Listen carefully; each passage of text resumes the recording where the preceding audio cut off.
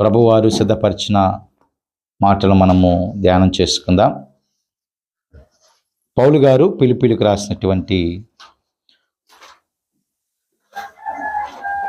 పత్రిక 2వ అధ్యాయము 12వ వచనాన్ని మనము చదువుకుందాం. అక్కడ ఈ రీతిగా రాయబడి ఉన్నాయి. కాగా నా ప్రియులారా, మీరు ఎల్లప్పుడూ విధేయులై ఉన్న ప్రకారము నా ఎదుట ఉన్నప్పుడు మాత్రమే గాక మరి ఎక్కువగా నేను మీతో లేని కాలమందును భయముతోను వణుకుతోను మీ సొంత రక్షణను కొనసాగించుకొనుడి అని అంటున్నాడు భక్తుడు. భయముతోనో వణుకుతోనో అనే మాటను అక్కడ ప్రస్తావించారు. లోకంలో జీవించేటప్పుడు అనేక భయాలు మనకు ఉంటాయి. వ్యాధి వచ్చినా భయమే, బాధ వచ్చినా భయమే, శోధన వచ్చినా భయమే, పిల్లెదురొచ్చినా భయమే. అవండి, పిల్లెదురొచ్చినా భయమే, కుక్క ఎదురొచ్చినా భయమే, ఏమన్నా జంతువులు మనకు ఎదురుపడినా భయమే. కానీ దానిని బట్టి ప్రభు ఇక్కడ మాట్లాడతలే కానీ దేవుడంటే భయము అనేటటువంటి విషయాన్ని నొక్కి చెప్తున్నట్లుగా మనం చూస్తున్నాం. భయముతోనూ వణుకుతోనూ మీ సొంత రక్షణ కొనసాగించుడి అంటున్నాడు భక్తుడు ఇక్కడ. అన్నిటికీ భయపడేటటువంటి మనము దేవునికి భయపడటం మానేశారు చాలామంది. పరిస్థితులకు భయపడేటటువంటి జనులు దేవునికి భయపడటం మానేశారు. ఇక దేవుడంటే భయము అనేది లేకపోతే మనుషుల ఆలోచనలన్నీ కూడా విపరీతంగా ఉంటాయి. ఇంకో మాట చెప్పాలంటే విచ్చలవిడిగా ఉంటాయి. ఇకప్పుడు రక్షణలో ఉన్నామని, రక్షణ పొందాము అనే మాట కూడా ఇక మనకి జ్ఞప్తికి రాదు. ఇక ఎందుకంటే ఆయన పక్కన పెట్టేశాం కదా, దేవుడంటే భయాన్ని పక్కన పెట్టేశాం కదా. కానీ భక్తుడు సెలవిస్తున్నటువంటి మాట కనుక మనం చూస్తే, భయముతోనూ వణుకుతోనూ మీ సొంత రక్షణ కొనసాగించాలి అంటే, చూడండి, చివరి వరకు కూడా అదే భయము మనలో ఉండాలి. చివరి వరకు కూడా అదే వణుకు మనలో ఉంటూ పొందిన రక్షణను మనము కొనసాగించేటటువంటి వారిగా ఉండాలి. అది ఎవరు చేస్తారంటే, భక్తులు అన్నాడు కదా, కాగా నా ప్రియులారా అని సంబోధించి మీరెల్లప్పుడూ విధేయులై ఉన్న ప్రకారము అంటే, విధేయులై ఉన్నటువంటి వారు ఏం కలిగి ఉంటారు అని కనుక ఆలోచన చేస్తే, భయమును వణుకును. విధేయులై ఉన్న ప్రకారము నా ఎదుట ఉన్నప్పుడు మాత్రమే కాక మరి ఎక్కువగా, నా ఎదుట ఉన్నప్పుడు మాత్రమే భయము వణుకు కాదు, నేను లేనప్పుడు మరి ఎక్కువగా అంటున్నాడు అక్కడ. దేవునికి స్తోత్రం కలుగును గాక. నేను లేనప్పుడు మరి ఎక్కువగా దేవుడంటే భయమును వణుకును కలిగి రక్షణను కొనసాగించాలంటున్నారు. అలా కొనసాగించాలంటే విధేయత చాలా ప్రాముఖ్యము. విధేయత అక్కడ రాయబడుతున్నటువంటి మాట, విధేయులై ఉన్న ప్రకారము. విధేయులై ఉంటే భయము వణుకుతో సొంత రక్షణను కొనసాగిస్తారు. అసలు విధేయత లేకపోతే భయం అనేటటువంటిది, పులర వణుకు అనేటటువంటిది మనకుండదు. తద్వారా మనం ఎలా పడితే అలా జీవించే అవకాశాలు ఉంటాయి. కాబట్టి ఈ మధ్యాహ్న కాల సమయంలో ఒక విశ్వాసికి విధేయత ఉండాలి. ఆ విధేయత ఏ లక్షణాలు మనకు తీసుకొస్తుందంటే, భయము వణుకు. ఆ రెండు ఉంటే రక్షణ విషయంలో దిగజారిపోం. ఆ రెండు ఉంటే పరిశుద్ధత పవిత్రత విషయంలో దిగజారిపోం. కాబట్టి భయం అనేది చాలా అవసరం. అన్నిటికీ భయపడే మనం ఇందాక చెప్పినట్లుగా ఎవరికి భయపడటం మానేసాం? దేవునికి భయపడటం మానేసాం. దేవునికి భయపడటం మానేసాం. కానీ దేవుడంటే భయముతో ఉంటూ సొంత రక్షణను కొనసాగించేటటువంటి వారిగా ఉండాలి. భయముతోనూ వణుకుతోనూ సొంత రక్షణను కొనసాగించేటటువంటి అనుభవాలలో మనము నడవాలి. లేఖనాల్లో మరొక మాట మనం చూడగలిగినట్లయితే ప్రియ దేవుని సంగమా, పేతురు రాసినటువంటి మొదటి పత్రికలో ఉన్నటువంటి ఒక మాటను మనం చూస్తే అక్కడ రాయబడుతున్నటువంటి శ్రేష్టమైనటువంటి మాటను మనం చూద్దాం. పేతురు రాసినటువంటి మొదటి పత్రిక మొదటి అధ్యాయము పుల్లరా 17వ వచనాన్ని కనుక ఒకసారి చూస్తే అక్కడ రాయబడుతుంది కదా, పక్షపాతము లేకుండా క్రియలను బట్టి ప్రతి వానిని తీర్పు తీర్చువాడు తండ్రి అని మీరాయనకు ప్రార్థన చేయుచున్నారు. ఏమని ప్రార్థన చేస్తున్నామంటే తండ్రికి పక్షపాతము లేకుండా క్రియలను బట్టి ప్రతి వానికి ఆయన ఏం చేస్తాడంట, తీర్పు తీరుస్తూ ఉంటాడు. క్రియలను బట్టి ఆయన తీర్పు తీర్చే తండ్రిగా దేవుడిగా ఉన్నాడు.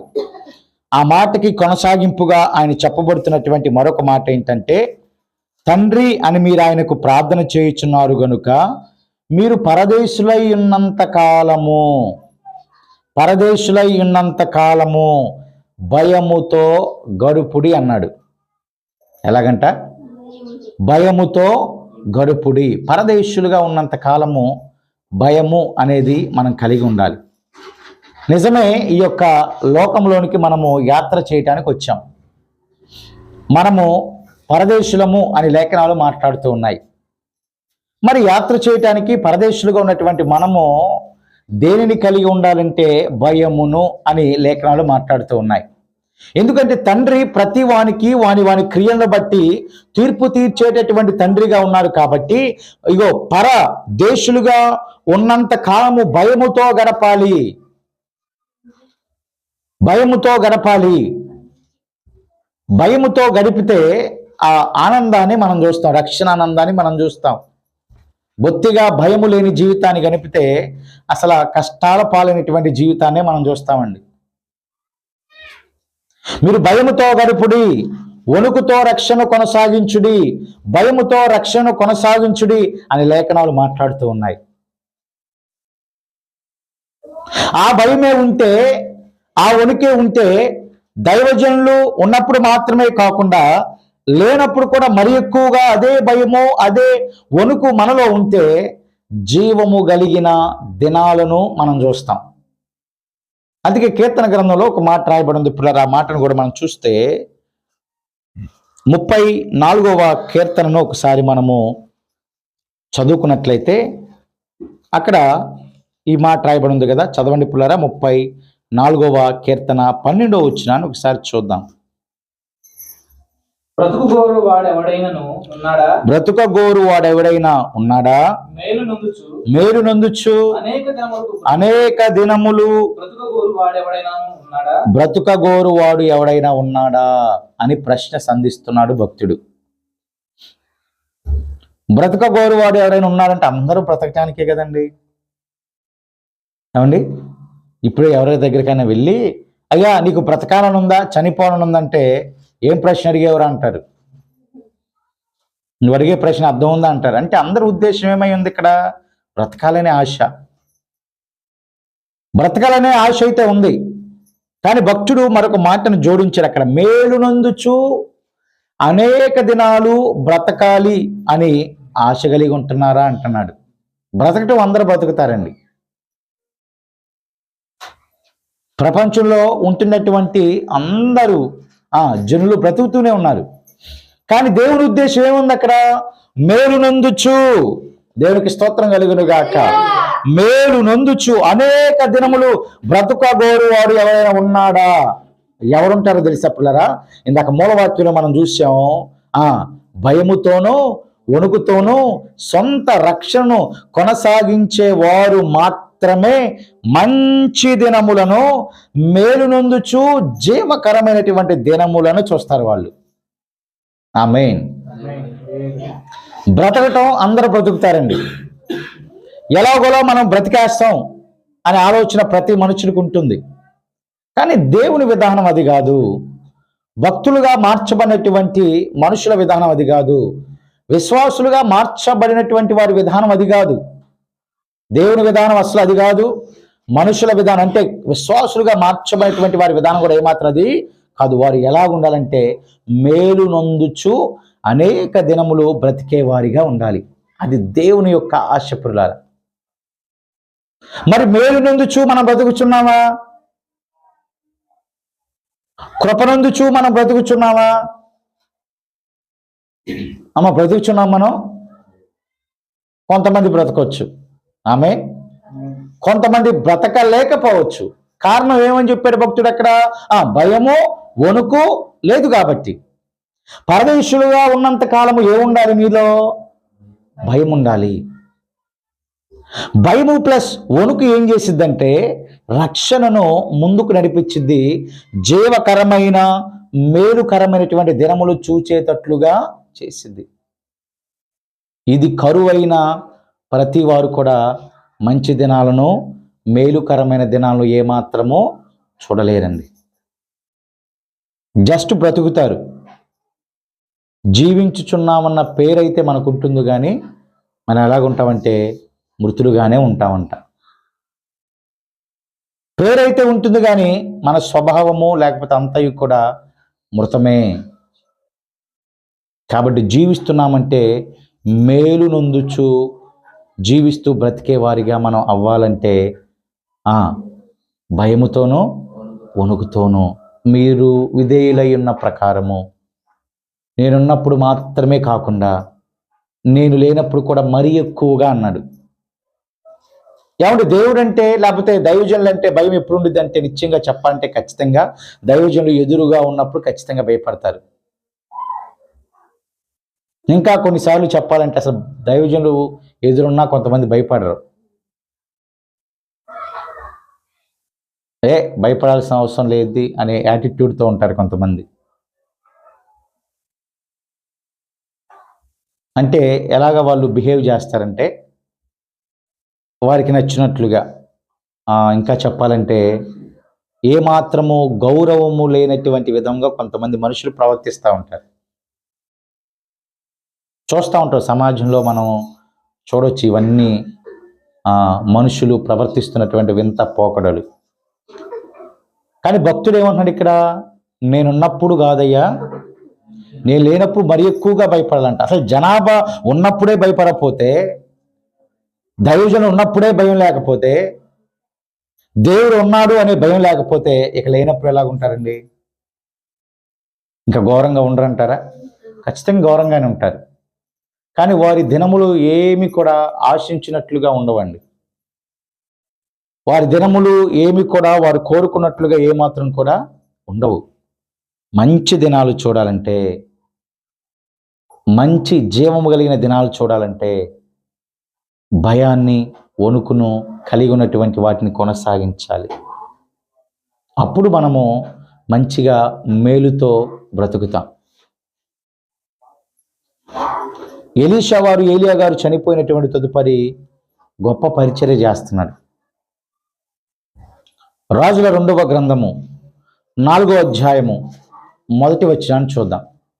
పరిచర్యలో ఘనంగా కొనసాగుతూ ఉన్నాడు. ఒకానొక దినాన ఒక స్త్రీ ఎలీషా వారి వద్దకు వచ్చింది. 4వ అధ్యాయం 1వ వచనం. అంతటా ప్రవక్తల శిష్యులలో ఒకని భార్య దాసులైన నీ పెనిమిటి చనిపోయేను అంది. నీ పెనిమిటి, నా పెనిమిటి చనిపోయేను. అతడు యెహోవా యందు భక్తి గలవాడై, చూడండి, యెహోవా యందు భక్తి గలవాడై ఉన్నాడు. నీకు తెలిసే స్త్రీ వచ్చి అంటుంది కదా, నా యజమానుడు చనిపోయాడయ్యా, నీ వద్దే ఉన్నాడు కదా, అతను ఎంత భక్తి కలిగి ఉన్నాడో నీకు తెలిసే ఉన్నది కదా. అయినను యజమానుడు చనిపోయిన తర్వాత అప్పుల వారు వచ్చారు కదా, వచ్చి నా 2 కుమారులను తీసుకొని పట్టుకొని పోవటానికి వచ్చేసారు. చాలండి, ఎలీషాకు మొరపెట్టింది. ఎలీషాకు మొరపెట్టింది పిల్లరా, ఏమని? అయ్యా, నీ దాసుడు చనిపోయాడు కదా, నా యజమానుడు చనిపోయాడు కదా, ఎలాగ భక్తుడుగా ఉన్నాడో నీకు తెలిసే ఉన్నది కదా, ఇదిగో అప్పులు అయినటువంటి విధానాన్ని బట్టి నా 2 కుమారులను తీసుకుని వెళ్ళటానికి వచ్చారయ్యా అని మొరపెట్టింది. ఎంతో ఒక నిరాశ ఆమెలో ఉంది, ఒక నిస్పృహ ఆమెలో ఆవరించింది. లేఖనాలు మాట్లాడుతున్నాయి, భయముతో వణుకుతో వారి సొంత రక్షణ కొనసాగించేటటువంటి వారు ఎవరైనా మేలు నొందుచు మంచి దినాలే చూస్తారని. ఆ భక్తుడు పుల్లరా భక్తిగా ఉండే చనిపోయాడని లేఖనాలు మాట్లాడుతూ ఉన్నాయి. కానీ చనిపోయిన తర్వాత పరిస్థితి అంతా కూడా మారిపోయింది. అప్పుల వేదన, అప్పుల బాధ. మంచి దినాల్లో వారు ఏమాత్రం లేరు, మేలుకరమైన దినాల్లో వారు ఏమాత్రం లేరు. ఒక పక్క యజమానుడు చనిపోయిన బాధ, మరొక పక్క అప్పుల బాధ, మరొక పక్క అప్పులు ఇచ్చినటువంటి వారు కుమారులు తీసుకెళ్తారనేటటువంటి బాధతో, నిరాశతో, నిస్పృహతో సోదరుండిపోయింది. కానీ దేవుడు అంటే భయాన్ని కలిగిన వారు ఎవరైనా, భక్తి కలిగిన వారు ఎవరైనా, మా భయముతో వణుకుతో ఉన్నవారు ఎవరైనా మంచి దినాలే. ఈమె చేసిన ఒక పని ఏంటంటే ఎలీషా యొద్దకు వచ్చి మొరపెట్టడం జరిగింది. అదొక మంచి పని పుల్లారా. సరే, ప్రాసెస్ అంతా జరిగింది. ఏమున్నాయని అడిగాడు, ఏమి లేవని చెప్పింది. ఒక నూనె కుండ. ఏమని చెప్పిందంటే కుండ. చదువు ఒకసారి ఆ మాటలు కూడా చూద్దాం. ఒకసారి నీకేమి కావాలని, నీకేమి నీ ఇంటిలో ఏమి ఉన్నదో నాకు తెలియచెప్పుము. అందుకామె నా ఇంటిలో నూనె కుండ ఒకటి. చూడండి, ఎలీషా ఏమనంటే నా వలన నీకేమి కావలను అని అన్నాడు. దేవునికి స్తోత్రం కలుగును గాక. నా వలన నీకేమి కావాలి, నా వలన నీకేమి. దేవుడు కూడా ఇదే ప్రశ్న మనం అడుగుతున్నారు, అయ్యా నా వల్ల నీకేమి కావాలి? అడగండి. ఇప్పుడు మీరు ఏం అడుగుతారో అడగొచ్చా లేదా? ఆమేన్. ప్రభు ఏమన్నా, నా వల్ల నీకేమి కావాలి? ఎందుకంటే నా బిడ్డ భయముతో ఉన్నాడు, వణుకుతో ఉన్నాడు, సొంత రక్షణ కొనసాగిస్తూ ఉన్నాడు, మంచి దినాలు చూడాలని ఆశతో ఉన్నాడు. కాబట్టి దేవుడేమని అడుగుతున్నాడు ఈ మధ్యాహ్న కాలంలో, నా వలన నీకేమి కావాలి? ఇక మనం అడగొచ్చా, అడగకూడదా పుల్లారా? తండ్రిని మనకు నచ్చిన వాటిని కొనివ్వు అని అడిగే స్వాతంత్రం మనకు లేదా? అనే అర్హత మనకు లేదా? ఉంది కదా పుల్లారా? ఉంది. కానీ ఆయన అడుగుతున్నాడు, ఎలీషా స్థానంలో ఒకవేళ దేవుడే ఉండి అడుగుతున్నాడు, నా వలన నీకేమి కావాలి అని. నీ ఇంటిలో ఏమున్నదో నాకు తెలియజెప్పు అని అన్నప్పుడు పుల్లరా ఆమె చెప్పినటువంటి మాట ఏంటంటే, నా ఇంట్లో నూనె కుండ ఒకటి మాత్రమే ఉన్నది, ఇంకా మరేమీ కూడా లేదు. ఏంటి తెలియచెప్పమన్నాడు? ఏం కావాలి నీకు? నీ ఇంట్లో ఏముంది? పుల్లరా ప్రభు అడుగుతున్నా, నీ ఇంట్లో కొరత ఉందా? నీ ఇంట్లో రోగం ఉందా? నీ ఇంట్లో చీకటి ఉందా? నీ ఇంట్లో అపవిత్రత ఉందా? అదంతా కూడా ఉంటే ప్రభు అంటున్నాడు, వాటి మొత్తాన్ని కూడా నేను తీసివేస్తానని. ఆమేన్. దాని నుంచి మన ప్రభు వారు విడుదలనిస్తారు పిల్లరా. మనం అడగాలి, విడుదల దయచేయ అని అడగాలి. నూనె కుండ ఒకటి ఉంది అని చెప్పినప్పుడు నువ్వు బయటకు వెళ్ళు, నీ ఇరుగు పొరుగు వారి యొద్ద నుంచి ఎన్ని కుండలైతే తీసుకొస్తావో అన్ని కుండలను తీసుకొచ్చేసాయి. తలుపు మూసేసి ఆ కుండలన్నిటిని, పాత్రన్నిటిని దేనితో నింపమన్నారంటే నూనెతో నింపమన్నారు. వారు నూనెతో నింపుతా ఉన్నప్పుడు ప్రియ దేవుని సంగమా, అక్కడ రాయబడుతున్నటువంటి మాట 6వ వచనంలో, పాత్రలన్నీ నిండిన తరువాత ఇంకా పాత్రలు తెమ్మని చెప్పగా మరేమీ లేవని చెప్పెను. దేవునికి మహిమ కలుగును గాక. మరేమీ కూడా లేవు ఇంకా. అంటే ఎంత అవైలబిలిటీ ఉందో అంత అవైలబిలిటీ ప్రకారంగా అన్ని పాత్రలు తెచ్చేశారు. దేవునికి స్తోత్రం. అవైలబిలిటీని బట్టి పాత్రలను ఇరుగు పొరుగు వారి దగ్గర తీసుకొచ్చి ఒకే పనిలో నింపుతా ఉన్నారు. అమ్మా, నూనె దార అయితే ఆగలేదు, కానీ పాత్రలు మాత్రం ఏమైపోయినాయి అంట, నిండిపోయినాయి. ఇంకా పాత్రలు సరిపోలేదంట. ఆమేన్. ప్రభు ఆశీర్వాదాన్ని కనుక ఇవ్వటం మొదలు పెడితే ఆ ఆశీర్వాదపు ద్వారాలు లేకపోతే ఆశీర్వాదపు దారలు నిత్యముగా ప్రవహిస్తూనే ఉంటాయి. ఆ దారలు నీ నా జీవితాల్లో ప్రవహిస్తూనే ఉంటాయి పుల్లారా.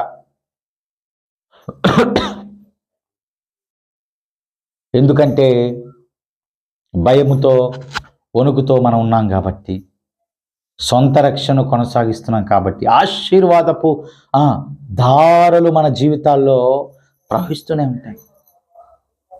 ఏమీ లేని స్త్రీ మంచి దినాలు చూడాలని ఆశతో ఎలీషా యొద్దకు వచ్చి మొరపెట్టినటువంటి ఆ స్త్రీ, ఎలీషా వారి యొక్క సలహా మేరకు ఆ పాత్రను తీసుకొచ్చిన ఈ స్త్రీ నూనెతో నింపబడినటువంటి ఆ పాత్రలను ఆయన చెప్పినటువంటి పని ఏంటంటే, నీవు పోయి ఆ నూనెను అమ్మి నీ అప్పు తీర్చి మిగిలిన దానితో నీవు నీ పిల్లలు బ్రతుకుడిని ఆమెతో చెప్పెను. దేవునికి స్తోత్రం. ఇప్పుడు మంచిగా అమ్మిన తర్వాత సమృద్ధి వచ్చింది కదా, ఆయన ఏమన్నాడు అక్కడ, మిగిలిన వాటితో అన్నాడు.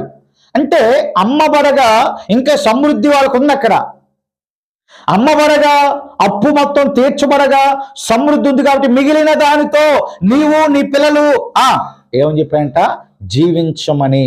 ఇందాక మన కీర్తనలో చూసాం, బ్రతకగోరు వాడు ఎవరైనా ఉన్నాడా, మేలు నొందుచు అనేక దినములు బ్రతకగోరు వారు ఎవరైనా ఉన్నారా అనే మాట ఈ సహోదరి జీవితంలో ప్రభు జరిగించాడు. ఇప్పుడు ఇక ఆమె మేలు నొందుచు బ్రతికేటటువంటి విధానంలోనికి వచ్చింది. ఎందుకంటే తన యజమానుడు భయంతో ఉన్నాడు, భక్తితో ఉన్నాడు. చనిపోయిన తర్వాత నాకెందుకులే ఇంకా ఎలీషా వద్దకు వెళ్ళాల్సిన అవసరం ఏముందలే అనే ఆలోచన ఆమెకేం రాల. అప్పుడు వారు వచ్చారు కదా, నా బంధువుల వద్దకు వెళ్ళి కొంత సహాయం అడుగుదాం కదా అనే ఆలోచన ఏమంటే వచ్చిందంటారా? రాలా. దైవజనుడి యొద్దకు వచ్చి మొరపెట్టిందండి. ఎందుకంటే మంచి దినాలు చూడటానికి, జీవము కలిగిన దినాలు చూడటానికి, మేలు నొందుచు బ్రతికేటటువంటి దినాలు చూడటానికి వెయిట్ చేసింది. సేవకుల యొద్దకు వెళ్ళింది, సేవకులు చెప్పినట్లు చేసింది, సమృద్ధిని చూసింది, అప్పు పోయింది, మిగిలిన దానితో పిల్లలందరూ కూడా మంచి దినాలను ఇప్పుడు చూస్తున్నారు. ఆమేన్. చాలామంది ఒకవేళ యజమానులు కోల్పోయిన తర్వాత చాలామంది ఇటువంటి విశ్వాసంలో ఉండటం లేదండి. చాలా బాధాకరమైనటువంటి విషయం ఏంటంటే ఏదో ఒక అనాలోచితమైనటువంటి ఆలోచనకు వెళ్ళిపోతూ ఉన్నారు. యజమానులు ఉండగానే అలా చేస్తున్నారు. ఇందాక పేర్లిపాడు సంఘంలో కూడా అదే మాట ప్రభు మాట్లాడించాడు. యజమానులు ఉండగానే తప్పు చేస్తున్నారు, యజమానురాలు ఉండగానే తప్పు చేస్తున్నారు. దేవుడు చూస్తా మాత్రం ఊరుకోడు.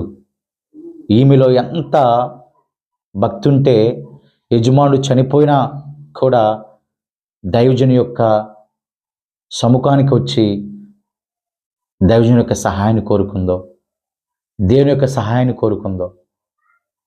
కోరుకోవటాన్ని బట్టే కదా ఇప్పుడు సమృద్ధిని చూశారు వారి కుటుంబం అంతా. మంచి దినాలండి. ఇక అప్పులన్నీ పోతే ఇంకా మన అడిగే వాళ్ళు ఎవరు ఉంటారండి? నీళ్ళు చాలామంది అంటూ ఉంటారు కదా, నీళ్లు దాగైనా బ్రతకొచ్చని, నీళ్లు దాగైనా బ్రతకొచ్చని. దేవుడు అలా అంటలేదే. అసలు అప్పులన్నీ పోయి ఏమైపోయిందంట, సమృద్ధి ఉంది, దానితో ఇంకా మీరు ఆనందంగా గడపమంటున్నాడు, సంతోషంగా గడపమంటున్నారు. అటువంటి జీవితాలు ఎవరికి ఉంటాయంటే విధేయులై ఉన్న బిడ్డలకు, భయముతో వణుకుతో రక్షణ కొనసాగించేటటువంటి వారికి ఇటువంటి కృప దేవుడు అనుగ్రహిస్తాడు. ఏమాత్రం భయము లేకుండా, బొత్తిగా భక్తి లేకుండా, భయం లేకుండా ఎలా పడితే అలా జీవిస్తూ నేను కూడా వెళ్తున్నానని చెప్పుకునేటటువంటి వారికి ఏ విధమైన మేలు నుండే జీవము కలిగిన దినాలు చూడలేరండి, నిశ్చయంగా చూడలేరండి. కొన్ని దినాలు సంతోషంగా ఉన్నా ఆ తదుపరి కొన్ని శ్రమలు వారిని వెంబడిస్తూనే ఉంటాయి. నిరుత్సాహపరిచేటటువంటి సంఘటనలు వారిని వెంబడిస్తూనే ఉంటాయి.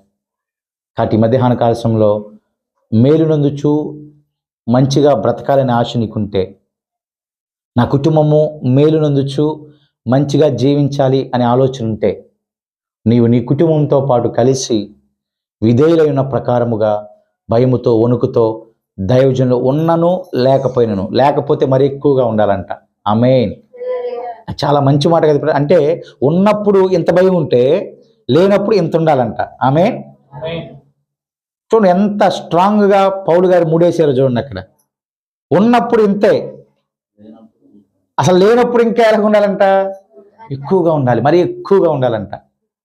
మనమేమో రివర్స్ అంతా, లేనప్పుడేమో ఎంత ఉంటాం, ఇంతే ఉంటాం, ఉన్నప్పుడేమో ఎంత ఉంటాం. అది కూడా అందరు ఉండరు మళ్ళీ, ఇందాక చెప్పే కదా, అందరు ఉండరు మళ్ళా. అది నిజమైన విశ్వాసి లక్ష్యం ఏంటంటే, దైవజనులు ఉన్నా లేకపోయినా, విశ్వాసులు ఉన్నా లేకపోయినా వారు ఎలాగుంటారంటే అదే భయముతో, అదే వణుకుతో నా రక్షణ జీవితాన్ని ఎక్కడ మాయ కానీ, మచ్చ కానీ, మరక కానీ, డాగు కానీ ఏమి అంటకుండా జీవించాలని ఆలోచిస్తూ ఉంటారు వాళ్ళు. అప్పుడు వారు మేలునందుచు మంచి దినాలని చూస్తారండి. మరి మనకు ఆ దినాలు వద్దంటారా? కావాలండి. ఆమేన్. కావాలని ఆశతో మనం అందరం ఉన్నాం. ప్రభు ఇవ్వాలనే ఆశతో కూడా ఉన్నాడు. ఇద్దరి ఆశ ఒకటే, కావాలని మనం కోరుకుంటున్నాం, ప్రభు ఇవ్వాలని కూడా ఆలోచనతో ఉంటున్నాడు. కాబట్టి ఆ జీవకరమైనటువంటి దినాలను మనము చూడటానికి మనం ప్రయాసపడుతూ, ప్రార్థనలో కొనసాగుతూ, భయముతో వణుకుతో ఆ రక్షణ కొనసాగించే గొప్ప కృపల వైపునకు ప్రభు మన నడిపించునుగాక. దేవుడి మాటలను దీవించునుగాక. ప్రార్థన చేద్దాం ఎత్తబడిన వాక్యాన్ని బట్టి. జీవాధిపతి, పరిశుద్ధుడా, మహోన్నతుడా, మీకు వందనాలు. మాతో మాట్లాడిన శ్రేష్టకరమైన జీవమయ్యున్న మీ మాటలను బట్టి మీకు స్తోత్రాలు. మేలునందుచు బ్రతక కోరేటటువంటి వారు ఎవరైనా సరే భయముతో వణుకుతో సొంత రక్షణను కొనసాగించాలని మాతో మాట్లాడారు. ఆ రీతిగా ప్రవర్తించే కృప ప్రతి బిడ్డకు దయచేయండి. ఈ సంఘ బిడ్డకు దయచేయండి, వారి కుటుంబానికి దయచేయండి. మేలునందుచు జీవించాలి, కృప పొందుచు జీవించాలి, ఆశీర్వాదాన్ని దారులు పొందుచు, ఏ రీతిగా స్త్రీ పెరిమిటి చనిపోయినా ఇదిగో నూనె అనే ధార ద్వారా దీవించబడిందో, సమృద్ధిని చూసిందో, ఈ మాటలు విని ఈ మాటల ప్రకారంగా నడవబోతున్న ప్రతి బిడ్డ కూడా ఆశీర్వాదం అనే దారులతో నింపబడే అనుభవాలలోనికి నడిపించండి. అటు ధన్యత దయచేయండి. మీరే మహిమ, ఘనత, ప్రభావాలు పొందమని యేసుక్రీస్తు నామమున ప్రార్థన అడిగి వేడుకొని వచ్చున్నాము తండ్రి. ఆమేన్. అందరికి వందనాలండి. దేవుడు మనందరం దీవించునుగాక. ఆమేన్.